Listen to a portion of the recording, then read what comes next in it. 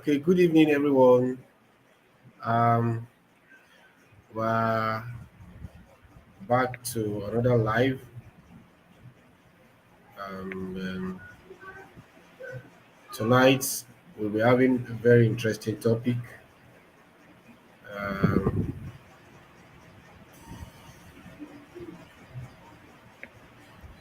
our topic tonight is gender role in marriage. Wherever you are watching us from, we encourage you to help us share the link. This is what we do every Friday by 9 p.m. And tonight's own is going to be very interesting. With me on the show tonight is Sheon. Sheon, good evening. Good evening, sir. Good evening, everyone. Thank you. Thanks for Terry, and also Terry. Yeah, hi, good evening. Nice to see you guys once again. You're welcome. Welcome, guys. Well, unavoidably absent tonight is Innocent, but we believe he will join us before we wrap up the show. So, like I said, tonight's show is going to be very interesting. We are discussing a very important topic, like we all see from our advert on our page. The topic is gender role in marriage. Um, so this topic is coming at a very important time. We all agree that this is the 21st century, and a lot of things have changed.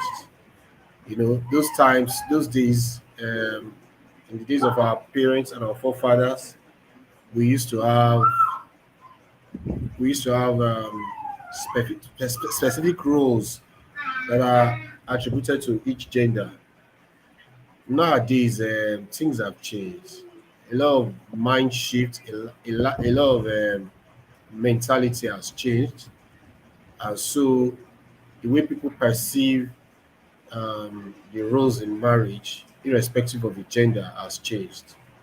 And that's why tonight we just want to share from ourselves and discuss on this very important topic, gender roles in marriage. Now, so this is not just restricted to marriage alone, even it is all embracing and all encompassing, even in workplace and in the community where we belong, like in the religious setting, in workplace, and all of those things. You know, these issues can sometimes bring up problems and conflict sometimes. So that's why we are discussing this topic. So I enjoy you to share the link to your friends and get set. So if you want to join us on this live, you just drop a comment and we'll share the link on how you can join us on our platform.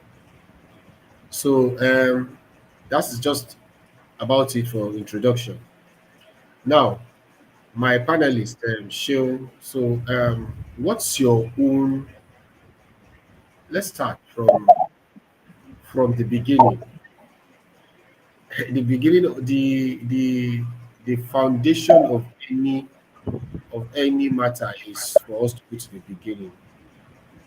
What what do we consider the the ideologies, or how do we look at um, the roles of each gender in marriage from the beginning? How have our forefathers, how have they thrived living together as husband and wife?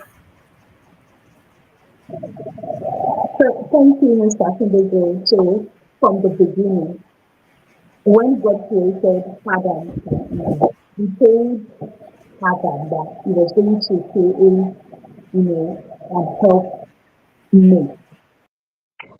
So if we are looking at God's concept, if we are looking at God's concept of, a man and a woman.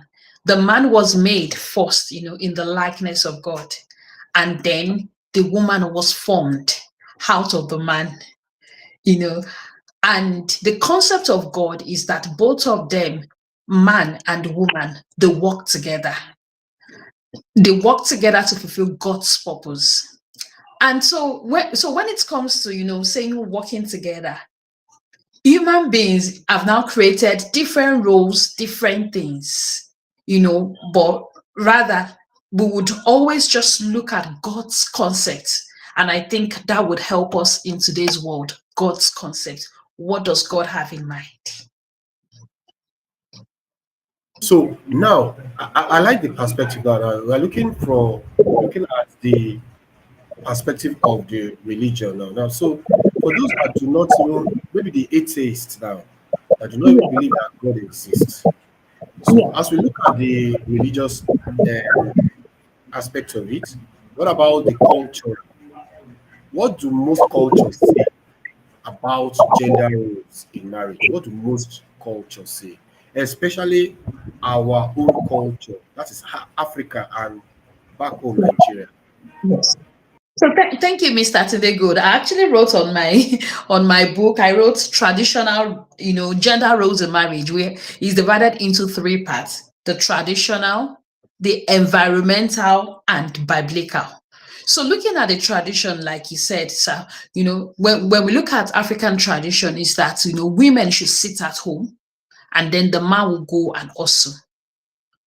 Women would look after the children, will do everything, but the only thing the man does is that he will just go and work and provide for the family.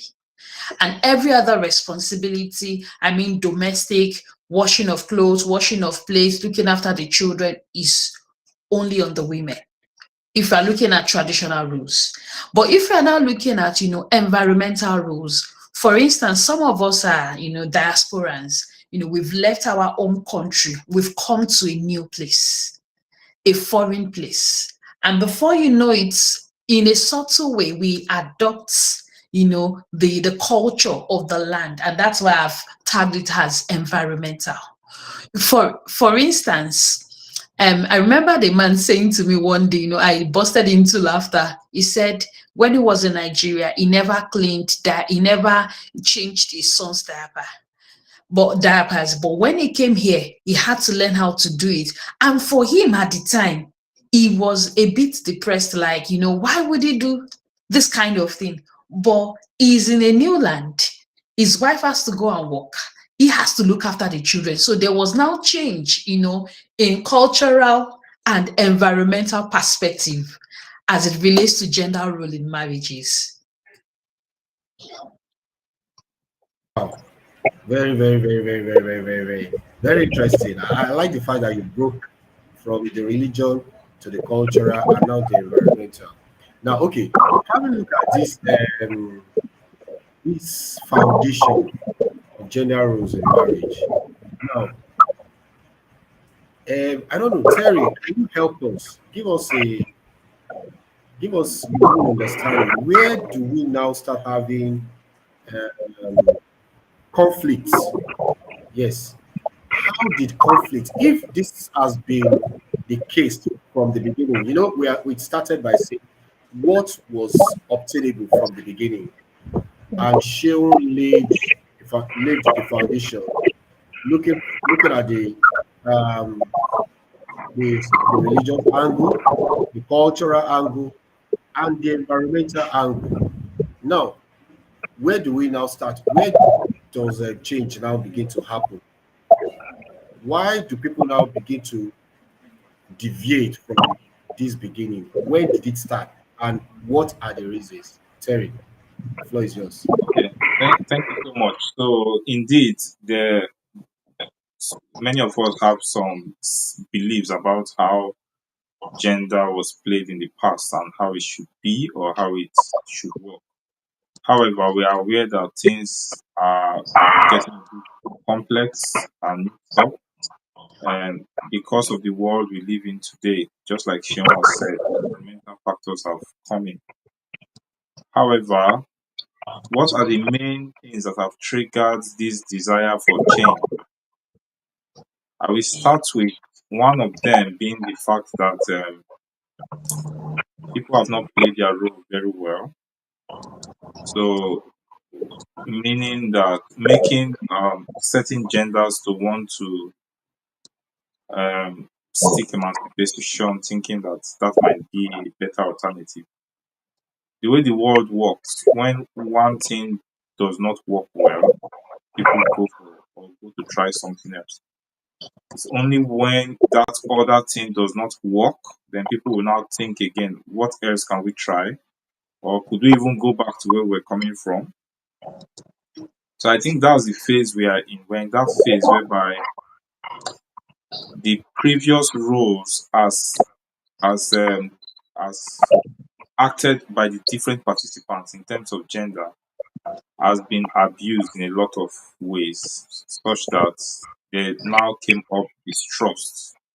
Yeah. So people think that I can live my life my way. I don't really need the other gender. Anyway, one of the things we'll be discussing is what is the impact of this? Is it really a good or positive development? So that's my major concerns when it comes to changes. Then the next thing I want to talk is civilization. So one thing that comes up with civilization is freedom. So people want to be free to express themselves in various ways. One of the current trends is the freedom to choose whichever sex you are, irrespective of your biological gender. This itself has also brought up other issues that have affected the relationship, family, the gender role in the family. People now are a bit confused, not knowing who is who, which if a man can also be a husband and wife, then it's not a big deal. We can play both roles. Then the last thing I want to talk about is about the trend for people to form partnerships rather than marriage. So when people form partnership, it's not really in the marriage arrangement, which means as the word says, you are partners, you are equal, and you expected to play your roles very much as equals. Um, that is the trend in most developed countries now. People hardly will think of wanting to get married. And the impact is that for those who are married, they will feel that pressure from these people that, oh, your husband, for example, especially the women, your husband does not have the right to do this, your husband does not have the right to tell you this. So these people who are advising you are people who are in partnership, they're not in marriage. So that's another strong influence that is pushing the narrative in marriage today. Thank you, Mr. Terry. So, like, you said, you laid foundation, freedom. People, desired freedom, and then they decide to seek alternative things, that would help. So, if we are to look at it from the beginning, there was no exact, role for, how do I say it? Okay, at home, women should be the ones to do this. Men should be the ones to provide. Even though the Bible says a man that cannot provide for his family is worse than an infidel. But if you look at it, if you look at dynamics of marriages, it's different from one household to the other. In a situation whereby the man is the one looking after the children and the woman is the one working, if we look at it that way, we will say they've swapped roles. Sometimes I used to tell people that in a household, God may decide to bless the woman because maybe, growing up or different things, she had invested in this, she had trained herself, that the man is not yet there. So, and if, for example, she's now the one flying, she has more money than her husband. She also needs to provide. You understand? Because the Bible did not say it's the men that should put food on the table. But we know, being the head of the family, head should provide. But also, women too should also provide because, like Mr. Tunde said, you talked about civilization. Things have changed.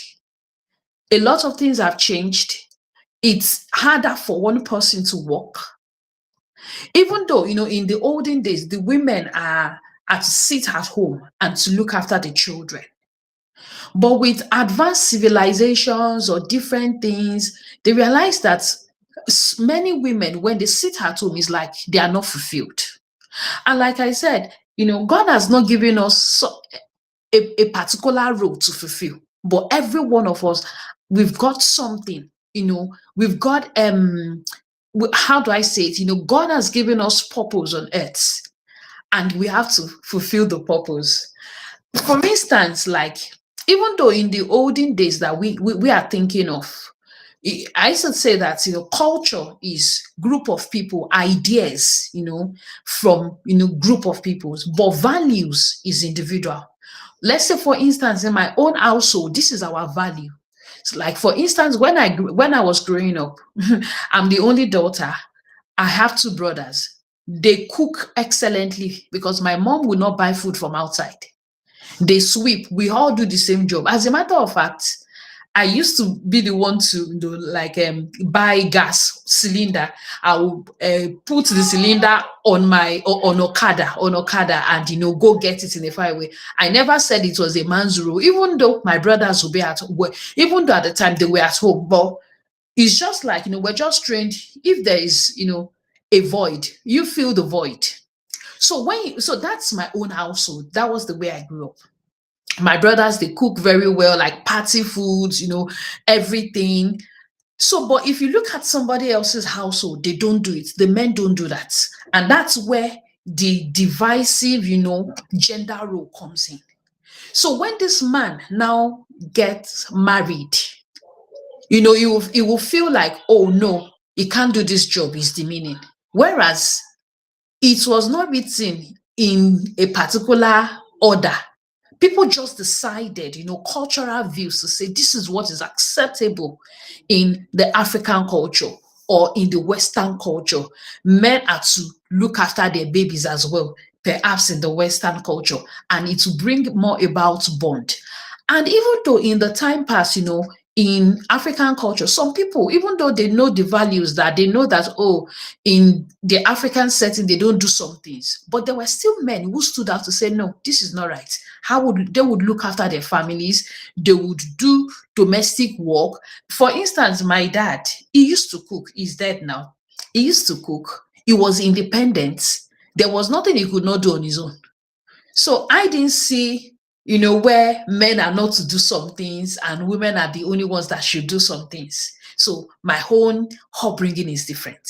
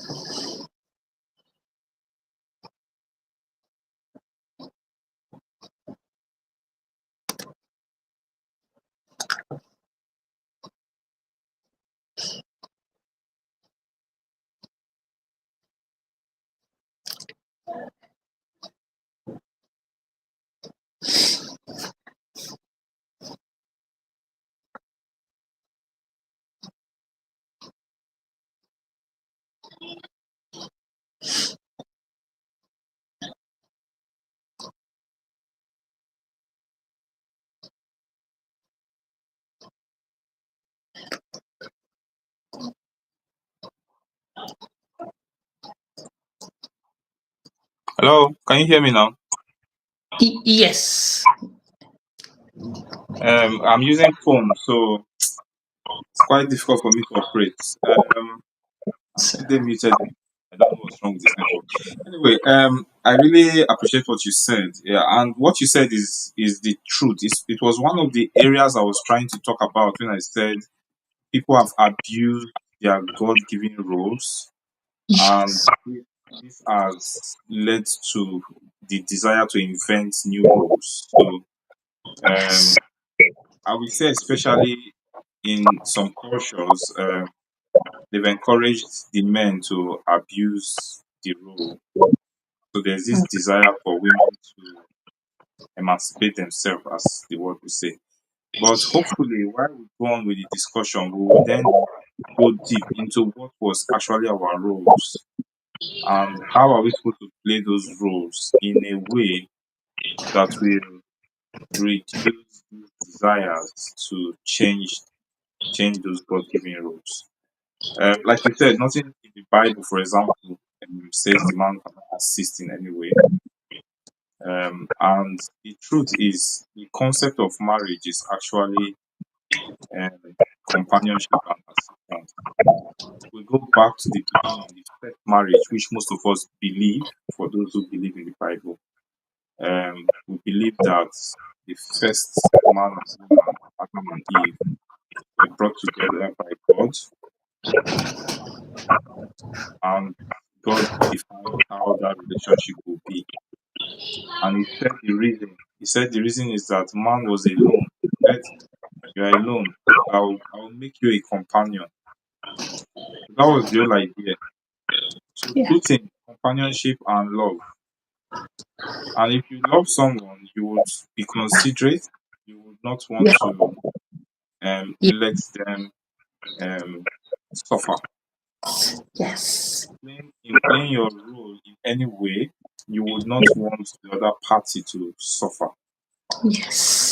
That is the part that has been ignored for centuries. And Exactly. we'll go into it. Tunde, are you still with us? Just so you moderate us. Your voice is switched off. Today is a bad day.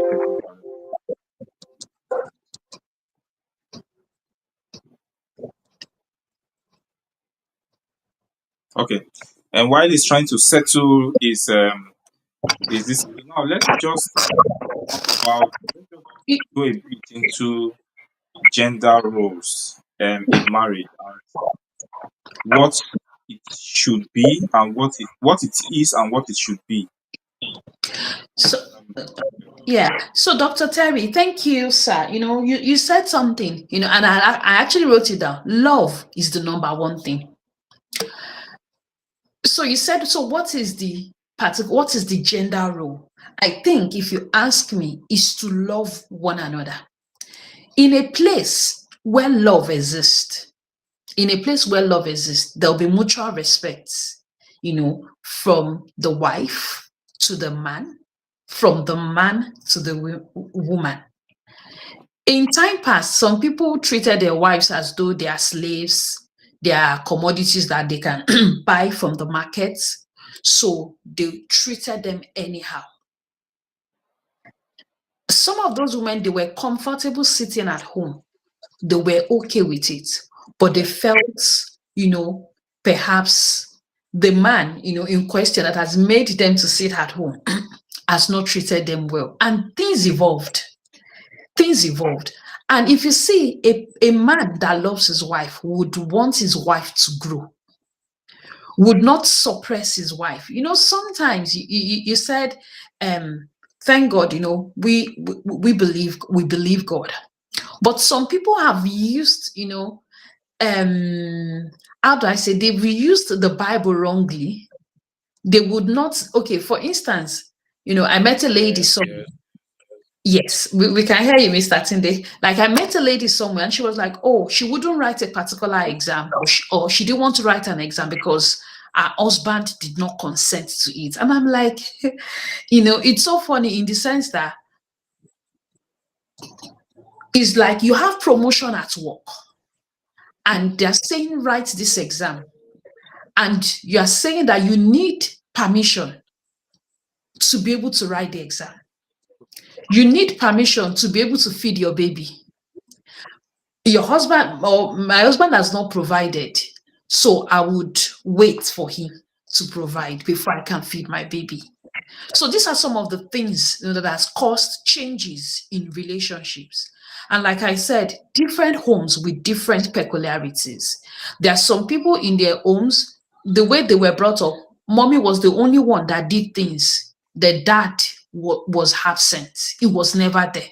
So those men now growing up, they actually don't understand what it means to be responsible.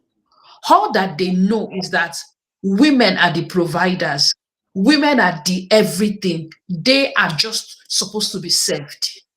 So, because that was the way they grew up and that was what they saw, mom was the only one providing, daddy was never present.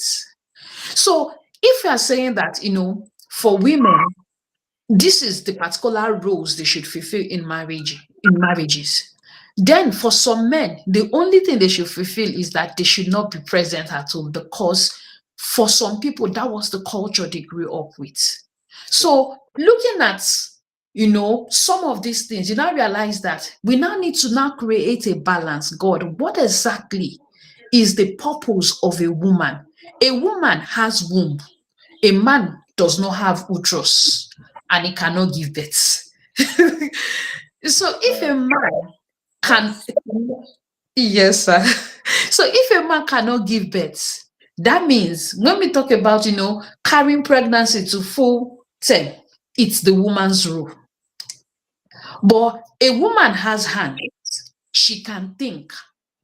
A man has hands, he can think. They can both come together to say, in our own house, if you pay this particular bills, I would also pay this one. For some women, it is the men that must sort out everything because that was what they saw growing up. And for them, they think that's right.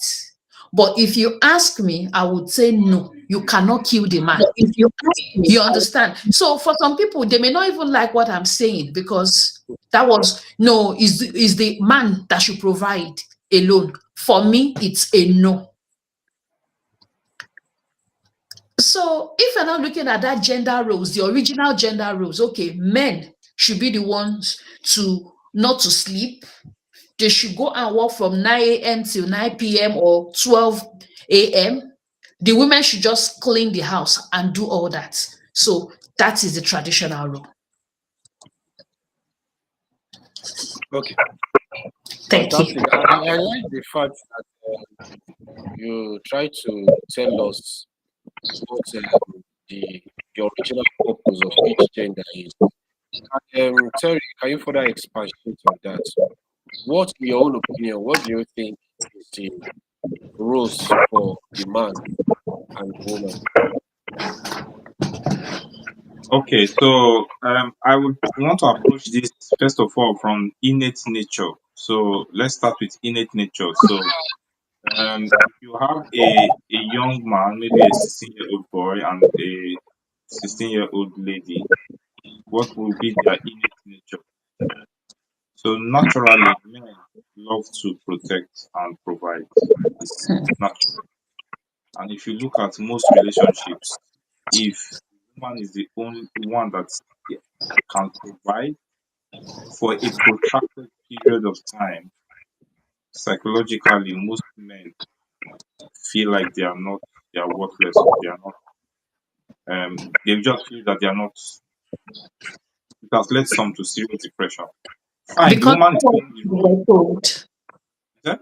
No, no, because no, I'm coming. I'll get out there. So, so they, and this thing I'm saying happens even in the Western culture. yeah. It's not completely an African culture. So even if you go to a typical household, um, a marriage household with a man and a woman, even in the Western world here, and the man is not able to provide, it can seriously hamper their mental health. It is because men naturally would want to play that role. So it's nature. Then, what is the nature of a woman? Naturally, women can nurture. They are better emotionally connected and able to be more caring. So they are better able to play the role of caring for the children and nurture. This is nature. Then we now come to marriage itself. bringing those qualities to marriage, and then adding what God, who is all wise, has seen. For those of us who look at the Bible and believe in the Bible, somehow God gave men a role, and which is to lead the home.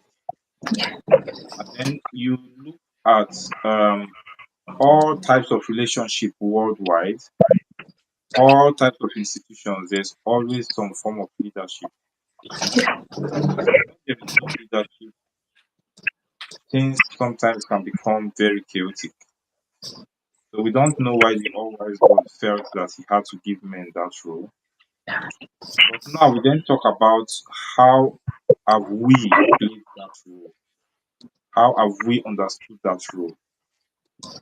One of the errors that men make, a lot of men make, is to think that that God-given role of headship means superiority.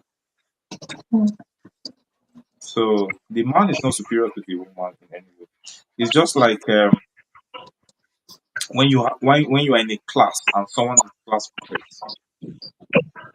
I remember in my school days, sometimes most times the best and the most academically excellent people in the class might not even be the class prefects, but the class prefect plays that role and is supported to play that role, and in that way the class moves and functions well. So one thing that a lot of men need to work on is that mentality to think that you are the head made you superior. So because of that, some men have acted very wrongly and irrationally. Rather, when you utilize the knowledge, emotional intelligence, and all of the woman, you find that the team works better. So that's what I think when it comes to the role of the man.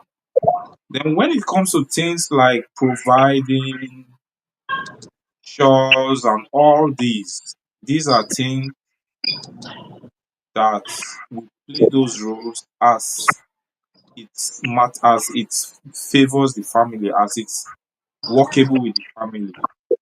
I have seen households where the women actually earn far better than the men. But at least based on what my eye can see, the that that dynamic of headship is still there. The Yeah. woman still gives the man that role and respects that role. Yes. Then now it then comes to the woman, the role of the woman, which, like we said before, is nurture, care. Women are better able to identify some things that the man may not see and bring it to their attention. And so a wise man would listen to his wife and consider his wife in all that he does, especially when making very serious decisions that will affect the family. The woman also would assist, for example, in carrying the child to term and giving birth to the child, breastfeeding the child. But when the child is growing up, depending on the working situation of the husband and wife, definitely both parties should contribute in the nurturing of the child as the situation would be. Because of the current modern day dynamics where the women work almost similar to the men, sometimes the man may have to also play roles like changing diapers, feeding the child, bathing them, doing all similar roles depending on what works for the family. Um, but there's something I would have liked to talk about, and which is those situations whereby a decision has to be made, and unfortunately, such decisions is either yes or no, is either go or come, and both members of the household, I mean the couple, the husband and wife, are in disagreement. How should such situations be handled, and how will the headship arrangement help in such situations? I would like to keep that for later, but that's this where I'll stop for now. Just give me 1 minute. Let me quickly see my child. One of my babies is crying. Let me see what's happening. Okay, fantastic. That place that he left off is actually where I was headed to. That's, because we seem to be in tandem. So all that you have been saying seems to align with all that Terry has been saying. But whether we like it or yes, this this topic is something that is a controversial one, Yeah. especially when Terry was talking about the fact that a man is to the head, but he's not superior to the woman. Understand? So, but some men will ask you that how do you now juxtapose this? That if I marry you, especially in the African Yes.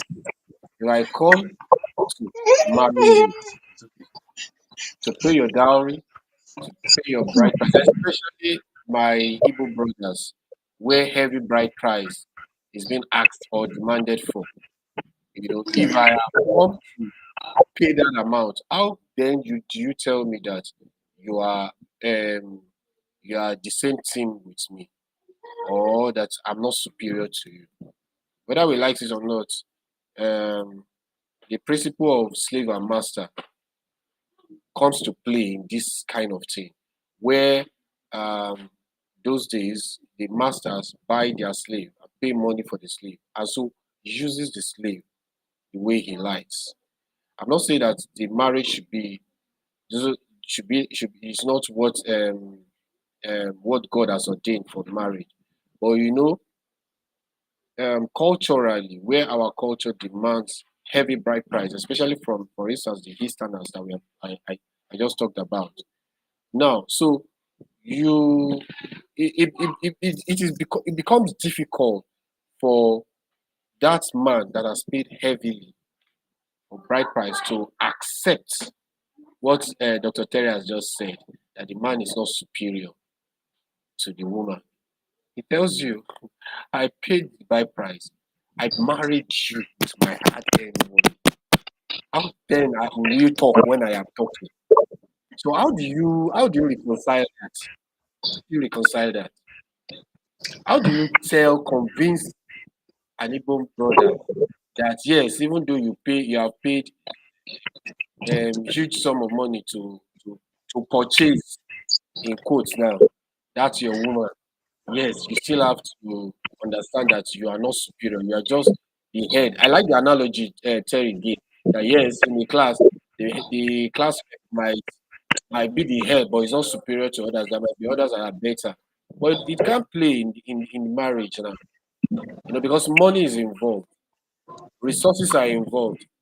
So how do you reconcile that? I will allow you to. The territory will also react to this point. Thank you, Mr. Tunde. I believe that, like I would always say that it's not everybody, it's not all the Igbos, it's not everybody. So perhaps for the ones that have decided, to treat their wives like that means that was what they saw, that was what they knew. And I used to tell people it's not bad not to know anything, but staying in that lack of knowledge, staying in that zone is detrimental. Now, for people who have treated their wives like that, then they can repent because they need to understand that their wives, they are in partnership together. I mean, joint union together.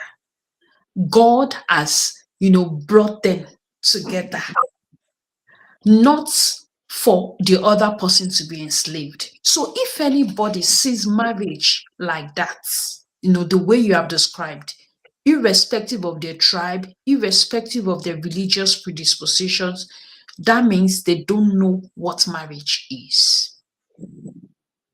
Okay, A- Terry, And okay, you wanted to add something? Ah,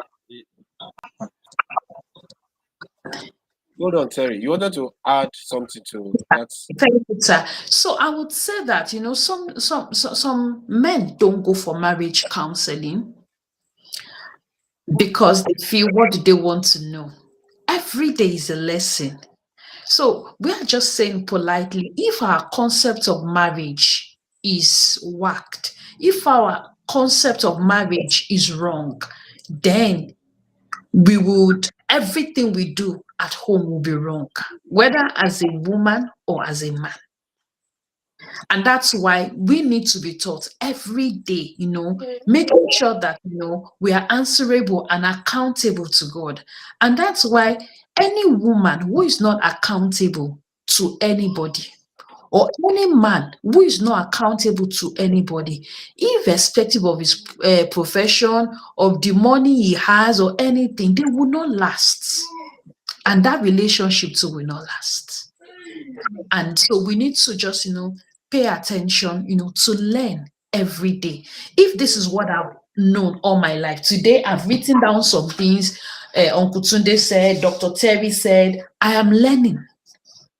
So we just hope that people will be able to go for counsel and know what the true marriage is, really. Thank you, sirs. Thank you. Terry. Yeah, thank you so much. Let me just add to it. So, first of all, that's very wrong. The concept of thinking that by paying bride price you bought the wife, Yeah. and that's why I also frown against the idea of returning bride price. To me, it's a very stupid concept. You understand? And Okay, the wait. whole idea of marriage is You are against returning bride price. I'm against thinking trying to signify the marriage arrangement as if the value is related to the price paid or the man bought the woman. It's not the whole idea. The whole idea is to symbolize that the family has approved the union of the woman and the man in public. That's the whole idea. And so one thing that we should address is our some of the cultures where people try to rip off new couples of money during Yeah. marriage and make it look like one business venture. It's just a symbol to show that my family has approved the union of A and B. Yeah. That's one thing that should be out. Then now going down to the man himself, and the fact that you paid 20 million for the woman, no, it doesn't mean that you bought the woman. That's a Yeah. very strange concept, and I don't think it's even an African concept. It's just something that has crept in along the way, and people are abusing it. Yeah. Hopefully, people can change that thinking and drop it completely. There are cultures where the woman even pay dowry. Does it now mean the woman now has bought the man? I used to have some Indian colleagues then when I was India.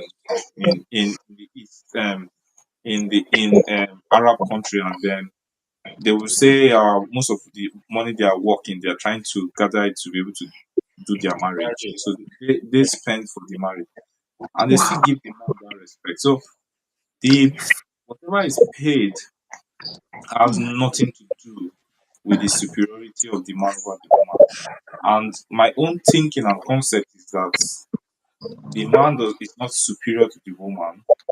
Men can be superior in certain things, like maybe depending on individuals, they may be superior in logical reasoning, in abstractions or whatever, the way women are superior in other aspects. So if you look at you and your wife, you and your husband, you and your wife, you always see that there are areas where your wife is far better. There are areas where the man is far better. So it's more of a compliment, like come together, make up for each other's negatives, and um, add to each other's positive. That's the whole idea. Okay. Terry, I like at this point. You made mention of something that I penned down. Talking See, I'm about playing woman. I'm playing this role right now because yes, yes, yes. I'm important to me, and he refused to Yes, sleep. you're talking about compliment. See, there are mindsets about this thing called gender marriage. Now, from the way you are talking, you seem to believe that the husband and the wife they complement each other. So I wrote down two in the 21st century. There are two mindsets that have evolved about gender roles in marriage, and that is one of them that you just mentioned, which is the complementarian. The complementarian sees believe that men and women complement each other in their giftings and roles. But we have another side, another other people that do not believe that the husband or the man and the woman should complement each other. They are referred as the egalitarian. They are referred to as the egalitarian. So the egalitarian, they see that they believe that the men and the man and the woman are equal to each other in their giftings and in their roles. So this has become in the 21st century. This has become two um, mindsets of that people hold about gender roles in marriage. So why the egalitarian believe that the husband and the wife they are equal, they also believe that the woman and the man have equal authority in that relationship. But those that believe in the complementary nature of the union feels that the man, the woman, and the man, like you, Terry, the way you believe it, at least from what you are saying, they have distinct roles that complement each other. Now, given these two sides of mindsets that I've just tried to play out, we then see that the 21st century marriage and the 21st century relationship is a, I don't know the word to use now, is very tough as compared to our forefathers, because most of our forefathers were in that they were more they believe more of the complementarian. They are more of the complementary. They hold tight to the complementary mindset of marriage. But now in 21st century, especially like the foundation Sheol raised, that environment and the need for things are now more tough. The women do not have, they need to bring food to the table. And so they are no more sit at home mom again. They also want to work. And sometimes in this bid to work and bring something to the table, um, the woman may the woman may have her own job while the man loses their own job. And so this conflict now begins to arise, and the man that believes that um, that the woman should compliment me, but because the woman has started working and now belongs to a society that sees that the man and the woman are equal, right? Conflicts now begin to brew in that home. I don't know if I'm getting my analogy. Yeah. So Can I start? Can I start with you? yes, I'm Yes. coming for the 21st century couple with all these mindsets that are coming to them left, right, and center, and with the social media or media further magnifying them and pushing that narrative to them. How do they thrive in their home? Okay. So, I want to correct something first of all. Being complimentary does not mean that they can't play these roles you mentioned. It's still part of the complementary. So, my deficiency, you make up for it. It's still part of it. Um, However, comparing these two, I've never really belonged to these complementary versus what's the other one you mentioned? Egalitarian. Yeah, Egalitarian. egalitarian No, type of discussion. The reason is because human experts normally give advice that has comma inside and errors. So because of that, I tend to build my own belief system and my own way of thinking, Yeah. taking from here and there. So they have some points, but if you try to follow it hook, line, and sinker, sometimes you might fall into trouble. Now, I would say that one of the reasons why marriage is becoming very unpopular and there is a very high divorce rate is because of some of these theories, especially the egalitarian, the not the egalitarian now, the complementary type that you mentioned, which has very good elements in it, but it now spoils it by saying that the man and the woman um, play equal roles in the family. Now, so what happened is, if you look at it, a lot of people say environmental factor. We go to the developing world and want to live like what we see, but the truth is, a lot of these people who have adopted those lifestyles end up being divorced. Am I lying? I've, I have friendships with a lot of Caucasians too, and you find that those who are married and who remain married, they maintain the traditional definition of marriage, even in the so-called developed society.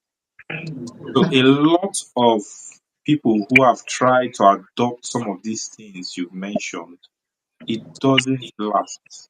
It doesn't end well. Doesn't last. Most times it doesn't end well because it's not the way it's designed. And the reason is because there are times when a decision has to be made. Unfortunately, when there is no leadership, then there is a high chance of accidents and failure. So let's give an example. Like in driving a car, if we are driving to Manchester, for example, it's about an hour from where I am. One person will hold the steering, one person will drive. You understand? Yeah. So when we decided to buy a car that has two steerings, what's gonna happen on the way? There's gonna be a crash. That's the truth. So those who have tried to adopt these methods, the truth is there is a high rate of divorce and there is a very low rate of people even going into marriage. It's one thing to That's say not this necessarily is an idea. It's another thing to say is to study it and say, is it really working? You understand? Is it really happening. working? I do believe that when people go for these methods and it's not working, they might go back to say, do we go back to where we were coming from and maybe try to improve on what we had rather than discarding it? Sometimes in life, the solution to a problem is not creating or discarding what you have, but sometimes it's updating it and improving on it and working on it to be better. So that's what I think. Yeah. Oh, okay. Sorry, I would like to speak, Show. But while you were talking, I want to submit also that this egalitarian mindset that I try to point out is the new way of thinking about relationship in the 21st century that people are starting coming up with.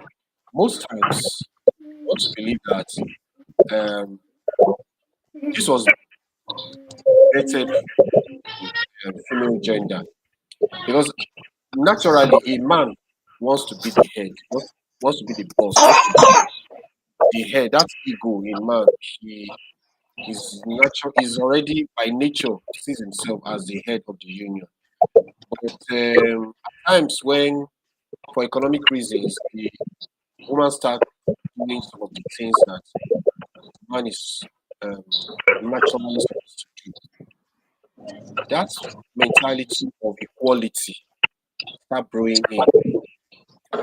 Vis-a-vis the fact that the environment you find yourself can also promote that. So if the women are not careful, they buy into their ideology and they start running with it. And so most times that ideology is usually from the female. Show, am I Thank correct? Am I correct? Well, I will. I'm not sure because Okay. I'm not sure because, like I said, we are all from different backgrounds, and how do I say it? So usually, okay, Dr. Terry said at first that sometimes when people, westernization and then lots of divorce rates, I would say that before many people migrated, whether from Jos to Lagos, and then they now opened their eyes in Lagos. Things must have been happening. It's not about change of location, but rather, how do I say it? Like if there is a fault in a phone, if I now take the phone, if I take it to Jos, okay, thinking that because in Lagos is too noisy. Maybe that's why the phone is not working well. So if I take it to Jos, maybe it will work well. There's already a dysfunction in that phone. For instance, I'm not sure of the egalitarian rule. I quickly browsed it. I'm not too sure of the concept, but the concept that, for instance, that I saw, I didn't really see anything. They just said sharing household job. For instance, in my own home, we don't share jobs, but rather, well, for instance, I cook. My husband cooks as well, but it's not the kind of, he's not someone that cooks. It's Okay. my own role. And so is that a standard? Do you recommend that as a standard for No, homes? okay. I have a friend. Her own husband is the one that does the cooking. As in, like, even if you get to their house, Dr. Terry knows the person I'm talking about, is the man that cooks. I- so if I go into, homes like that, where the man is domesticated, I wouldn't see it as anything, for instance. But like I said, I cook. My husband irons our clothes. It's not his job to iron the clothes. He sweeps. It's not anybody's job to do that. I could as well do that. And saying things like this, at the end of the day, okay, let me share an instance. When I had my first child, I thought I was very strong. I could do everything, and I started doing everything. Then I broke down. I broke down in such a way that it's like, even the things, is it the plates? Like, as if I don't know how to, like, my mental health went down. So at that point, my husband did not have a choice than just to, like, my wife, oh yeah, start doing so many things. So you realize that we are all coming from different places. There are some households, like for instance, my pastor cooks in Nigeria. His wife at some point was sick. He had to be looking after her, looking after the children. He does so many things, and we're always thinking, many times when this man goes to the people will not know what he's doing. So depending on people's background, like I said, people's background. So I'm not sure of the egalitarian rule. So, but I wouldn't tell my husband, oh yeah, it's your job, go and sweep. No, I wouldn't do that. I would not do that. I wouldn't say it's your job. It bets the children. I wouldn't say it's your job, go and do that. We are all, in a place, for instance, Uncle Tunde, if you have a friend, you like, for instance, I wouldn't talk to my friends anyhow. I respect them. I wouldn't treat them anyhow. So I believe that in a love relationship called marriage, people would honor one another. They would respect one another. They will not talk to each other anyhow. Like, I remember Uncle Terry asked the question, how do they resolve conflict at home? In order to resolve conflict at home, one, that love must be there. That forgiveness must be there. If it's not there, then our concept of marriage, is it the same marriage, that God talked about? Is it the same marriage that God created, or is it the one that men created with their own ideas? If it's that one that we are talking about, that God created, then it's filled with love and mutual respect.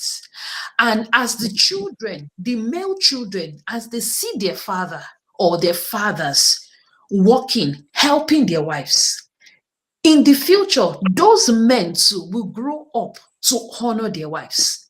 But if you see a man, a father abusing his wife, and definitely the children will know, they would also do that.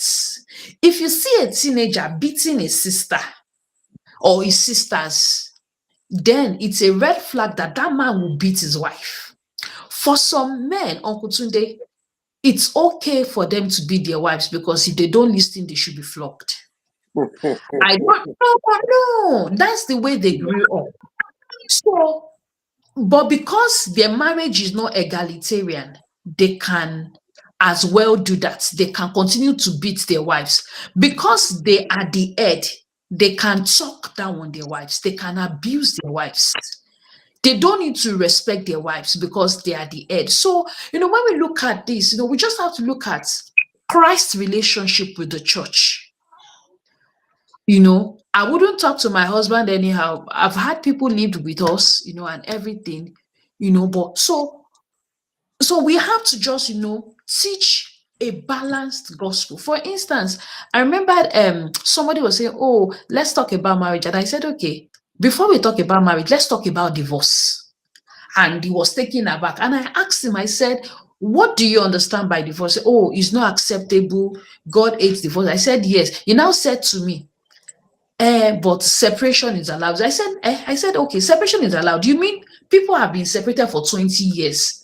They are not divorced. They are not living together. They don't even see themselves because, the Bible talks about divorce, in that literal terms. So they are separated, they are not divorced, but they've not even seen themselves. The man has gone away. He does not even have anything to do with the children.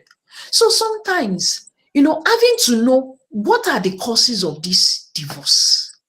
What are the causes of people staying faithful in marriages, men and women alike? Like Uncle Terry said, those women who have adopted, those modern rules, they've been able to maintain their marriages, but not everybody. I don't mean because of the domestic work or the domestic work, household work or anything, but some other women, at the end of the day, they will feel like the men have cheated them. Because of that, when the man says something, they are not able to talk. To them, that is marriage. To some other people, it is not marriage. Different people have different concepts. And so when the man has a different concept and his wife I've got a different concept, then they are heading towards divorce. For instance, a man may say, yes, you see, okay, you're a doctor, Abi, as a woman, I'm also a doctor. You stay at home. You will not work. And the woman is okay with it, and it's fine. But then at some other point, she may now say, hey, I think I want to work. And the man will say, no, I am the head. You must not work. If you want this marriage to work, you must stay at home. So I want to now ask, at the end of the day, is it that it's not based on the job, but like, okay, there are men that will say to their wives, is it because you are working now, so you are now raising shoulders? I hear lots of women say things to me and I'm like, this is not good. So if we don't know what an abuse is, then we can all carry on, talking to our husbands anyhow, talking to our wives anyhow, because we are the lower ones. But then the women too, they will also want to prove themselves. They can talk anyhow. So I think having that godly mindset would spare us of every other environmental mindset. Having a godly mindset would actually heal our traumas, our wounds, because many people carry, traumas into their marriages. They carry their wounds, baggages into their homes. That is not what they want. They actually don't know what they want. But the only thing they are doing is what they've seen their father do. I remembered, like my brother's friend said to me one day that was saying that his dad used to beat his mom. One day he brought out cutlass to say, if you touch that woman, I will kill you. That's the son defending the mother. And that was the last. So imagine, must it get to that point that an adult child would have to bring out a cutlass to say, stop it? So sometimes, so we are coming from, that's pure biblical, pure Christ-like. We're not talking about religious mindset. I've heard men, say that, yes, you see, the Bible says, submit to your husband. And they will now say to the women that, well, it doesn't mean that things will work out between us. And they carry on going around with girls. But then the women, yes, they are staying faithful. But because they feel that the role of a man is to sleep around. And then whereas the woman remains chaste at home. So when we look at those things, we just Ah, need Christ to balance us, to balance our mindset. So we need to be healed and cured of everything that is not of God. I've talked too much. Thank you, sirs. No, no, it's nice. you have a lot to say. I've seen a lot. I've seen a Yeah, lot. yeah. So So I can understand. I can and understand and where. it's tough to address these things in the church. Like And sometimes, that's and like, that's like, why like this 1 hour will always be a barrier. Like Terry will say. Perry says yes. Before we know it, that we've even spent extra 9 minutes about that. So, but We the didn't fact we is, didn't start immediately, so we didn't start exactly eight. not, So we'll give ourselves some we've extra. already spent 9 minutes extra. So, we cannot finish expressing all that we want to say. That's the truth. Sunday, I Yes. still have a lot to say. Oh. So I'm just going to give You want to each of end this us. live? I know you are very time conscious, but let me still add something to what Shion said, please, if you Yes, don't mind. I'm giving you 5. I'll give each of you 3 minutes to say all that you still want to add to this topic that we are saying. Okay, yeah. So thank you so much, Shion. Sir. While while she's talking, it still continues to buttress what I was saying, to which is that a lot of people have abused the role that was given to them. That is the problem.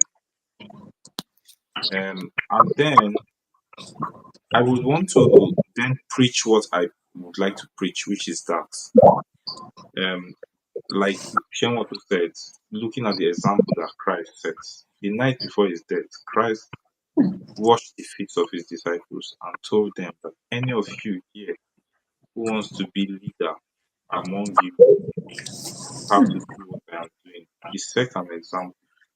And then many Bible scriptures that talked about headship. After saying that the man is the head of the woman, then says Christ is the head of the congregation, meaning Christ is the head of all of us. So we should use the example that Christ shows in leading our homes.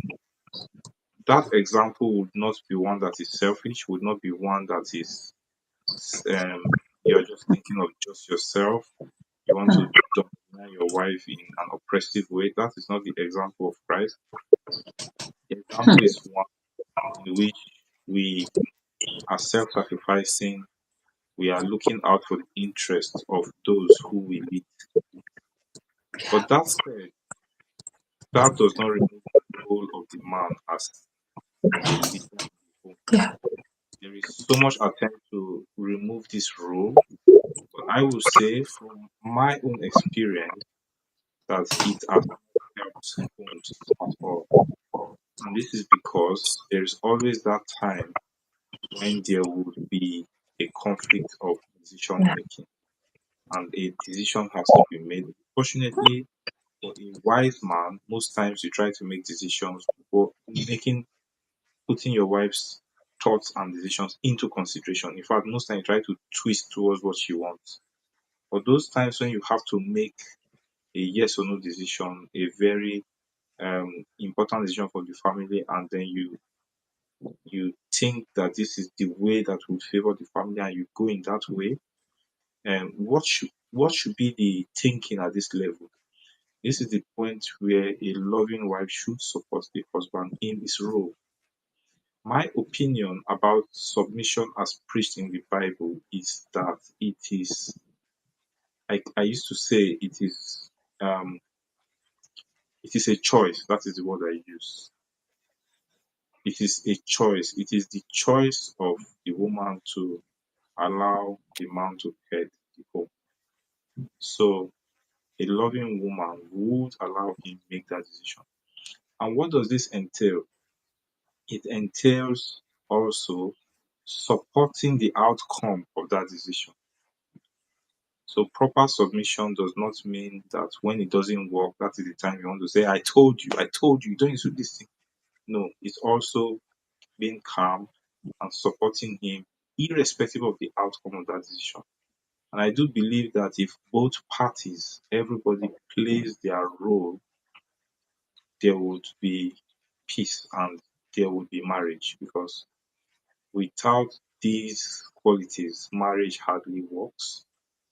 Um, and that is my summary. Then, lastly, for a man, as a man, your headship does not stop you from assisting in every way. It's like the owner of a company, maybe Mr. Biggs or whichever big company. You see, most of them, they do everything. They even carry the broom and sweep. The very good, successful managers, they do not say, I am above this. You will see that those are the managers, are the ones that, I mean, the owners, they are willing, when they come around, they do everything. So, the same thing in the home. There is nothing that you cannot do if it's necessary. Sometimes maybe your wife is sick. Sometimes maybe your wife is at work. Anything you can do to assist her, it just shows that you are displaying love that a man should display in the home. Lastly, there is no perfect home. Different homes have different problems, and you may be at different phases. The first few years of marriage sometimes can be very difficult, but if we keep trying to apply these things that we are learning, a lot of times you find the footage that it works. So that's my submission. Thank you. Okay. Shall final notes, final statements.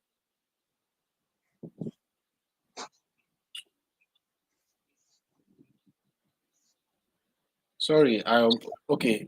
Sorry, I Yes, muted you. thank There was you, noise Dr. in the Femi. background. Thank you so much. Thank you for those points. Thank you so much. So, like, I would also say, like Uncle Terry talked about peace. So, for some people, gender role is that the women should be the ones to pray. The women should be the ones to tell God to change their husband's bad habits. For instance, if one marries a fighter, no. Uncle Tunde is shaking his head. No, these are things that we need to talk about really. If a woman marries a fighter, let me say it in Yoruba, into man jagidi, like that. Definitely is a fighter. That nature has not been broken. Oh. That flesh is still there. It's unbroken. It's not broken yet. So definitely he will always fight. That is his nature. Except he encounters Jesus by himself. I've heard women say to me that, oh, I'm disappointed. They will tell their pastors, oh, this is the way this man is treating you. And the pastor say, go and continue to pray. Everyone is careful. Go and continue to pray. But then, you talked about conflict. How can, we hear from both sides, the man and the woman? And how can we ensure that this man or this woman talks too much. She's not nurtured. She has not learned some things.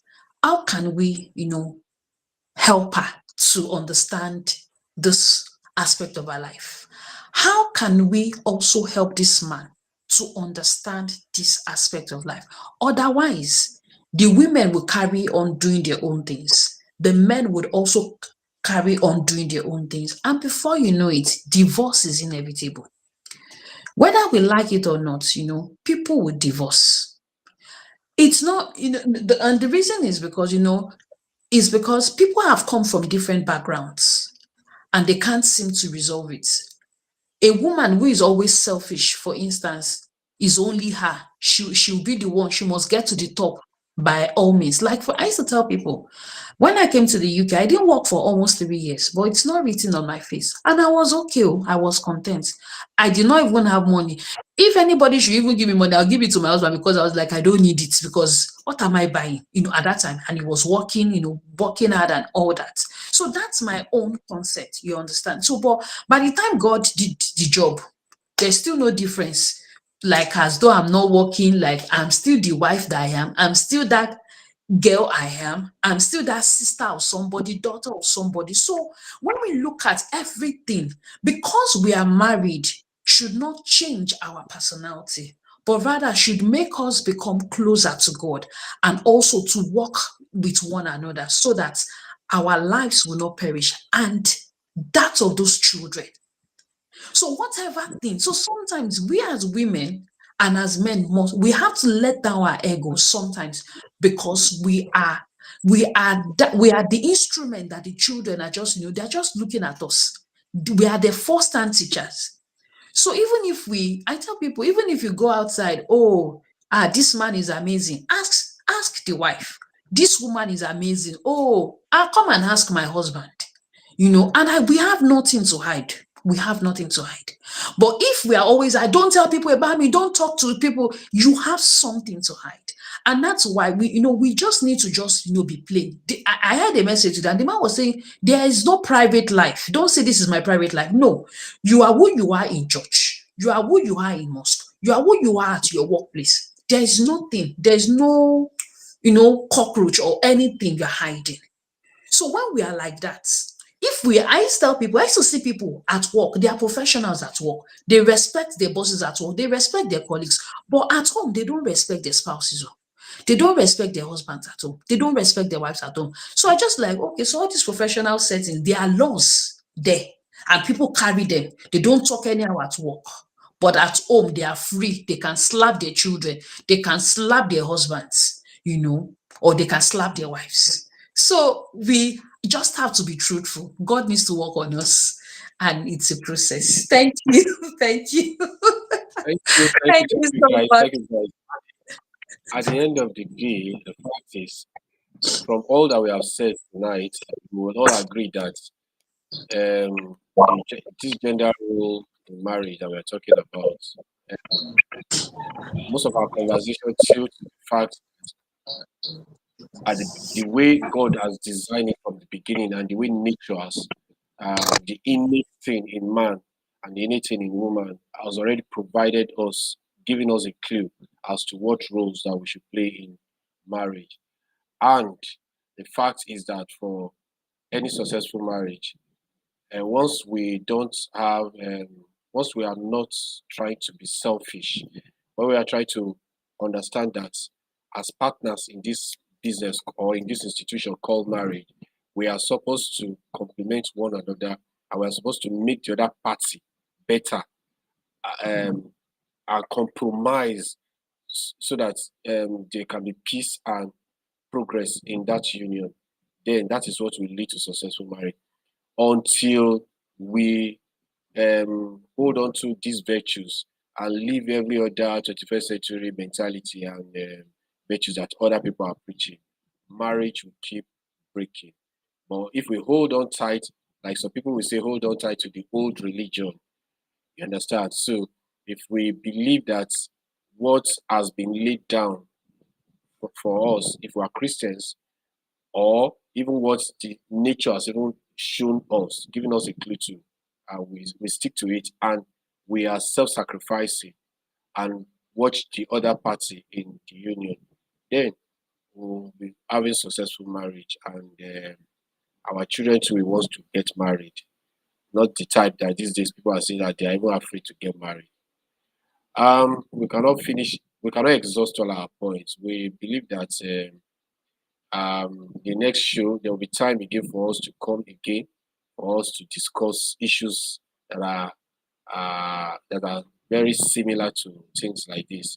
If there are any questions that any of our listener wants, you want to ask any of the panelists, you can drop on the comment section, and always review these questions and answer them back in the comment. Until next time, see you in our next live stream. My name is Tunde Gold. Good night from all of us. Good night. Thank you, everyone.